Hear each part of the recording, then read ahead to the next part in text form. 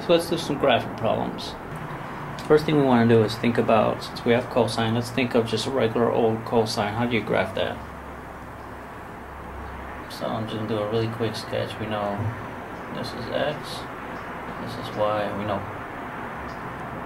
it goes up one, down one, and it kind of has a little thing like this. And we know that the length of cosine is 2π. So it starts at 0, goes to 2π. This would be y equals cosine x. Okay, so now our graph, so what we're going to do is we're going to start with the argument to figure out where it moved and basically how high this is. So this is going to be your argument. And since you go between 0 and 2π, you bound your argument. So you bound it between where it used to start and where it used to end, right, on a regular cosine. So we're going to get rid of the denominator. So we're going to multiply by the highest one. So we're going to multiply everything by 4. So you get 0 equals 2π x plus pi is equal to 8π. So this is just algebra at this point. Then I'm going to subtract pi and divide by 2π, right? So first we're going to subtract pi. So 0, negative pi is negative pi. Then you have 2π x. Then 8π minus 1π, it's going to be 7π. Then you divide by 2π. So the pi's cancel out, so there's going to be negative 1/2. These cancel out, so you have x. And the pi's cancel out, so you have 7/2. Okay, so it starts at negative 1/2 and it ends at 7/2. Then what we have to do is cut this into 4 pieces. So in order to find these points, what we're going to do is first find the middle one. You're going to add 7/2 plus negative 1/2, which will give you 6/2, which is 3. But remember, we're going half of this, so we're going to divide that by half. So this will be 3/2. And we'll do the same thing here. We have 3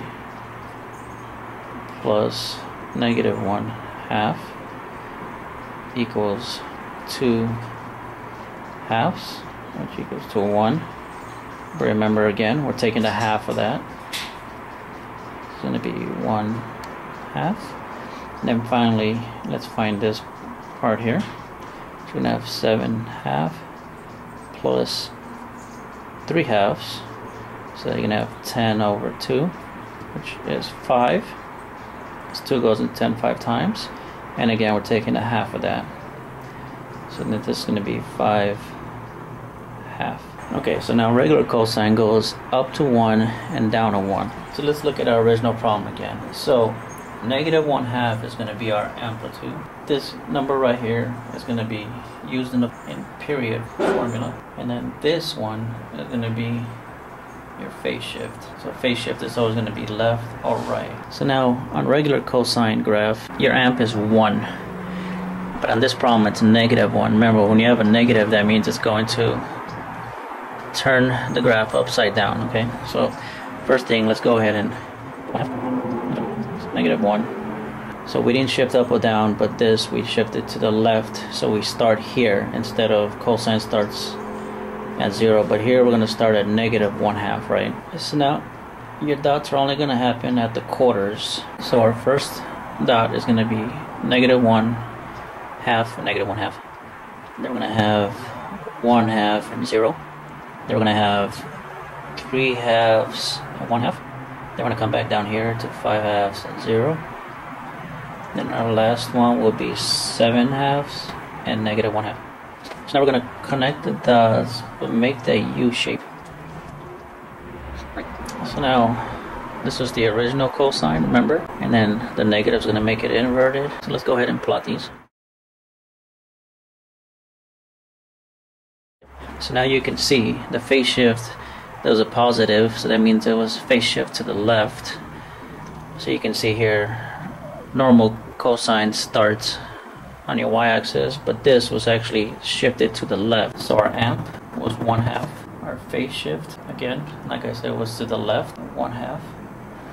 The vertical shift, I think we have a vertical shift in our problem, so no, so we're going to put none.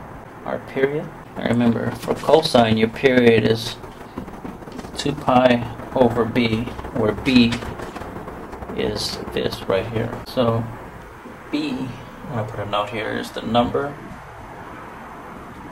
in front of x.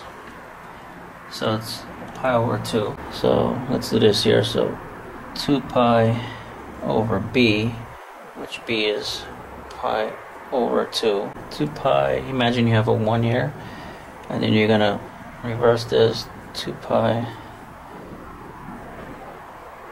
2 times 2 is 4.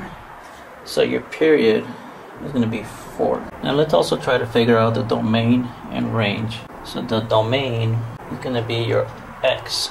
So think of it as left, right. So you have to imagine this graph keeps going on forever to the left and to the right. So your domain will be negative infinity, because it just keeps going forever, and infinity, since it keeps going positive. And then your range is your y. So think of it as up, down. So how high does it go and how low does it go? Now remember, it does touch negative 1/2 and it does touch half. So it's going to be negative 1/2, and it goes as high as 1/2 and it does touch it, so 1/2. So then this would be your range.